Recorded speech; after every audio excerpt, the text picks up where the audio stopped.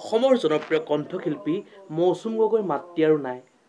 অসমৰ জনপ্ৰিয় কণ্ঠশিল্পী মৌচুম গগৈৰ মাতৃৰ মৃত্যু হ'ল। সমগ্ৰ অসমবাসী দুখত ভাগি পৰিছে। হঠাতে আহিছে অসমৰ জনপ্ৰিয় কণ্ঠশিল্পী মৌচুম গগৈৰ এটা অতি দুখৰ খবৰ। খবৰটো পাই আমাৰো অতি দুখ লাগিল। সামাজিক মাধ্যম যোগে অসমৰ জনপ্ৰিয় কণ্ঠশিল্পী মৌচুম গগৈয়ে এই খবৰ জানিবলৈ দিছে।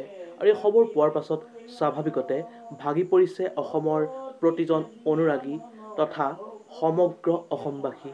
পোনপ্ৰথমে আমিও আমাৰ চেনেলৰ পৰা অসমৰ জনপ্ৰিয় কণ্ঠশিল্পী মৌচুম গগৈদেৱৰ মাতৃৰ বিদেহ আত্মাৰ চিৰশান্তি কামনা কৰিলোঁ। তেখেত য'তেই আছে নেদেখা পৃথিৱীখনত সদায় শান্তিত থাকক, সুখত থাকক, এয়াই কামনা ভগৱানৰ শ্ৰীচৰণত। আপোনালোকেও অসমৰ জনপ্ৰিয় কণ্ঠশিল্পী মৌচুম গগৈৰ মাতৃৰ বিদেহ আত্মাৰ চিৰশান্তিৰ বাবে ভগৱানৰ শ্ৰীচৰণত প্ৰাৰ্থনা নিবেদন কৰিব। অসমৰ জনপ্ৰিয় কণ্ঠশিল্পী মৌচুম গগৈৰ মাতৃৰ বিদেহ আত্মাই যেন স্বৰ্গত স্থান পায়। অন্য এটা নতুন ভিডিঅ' লগ পোৱাৰ প্ৰতিশ্ৰুতিৰে আজিলৈ বিদায় মাগিছোঁ। ধন্যবাদ। জয় আই অসম।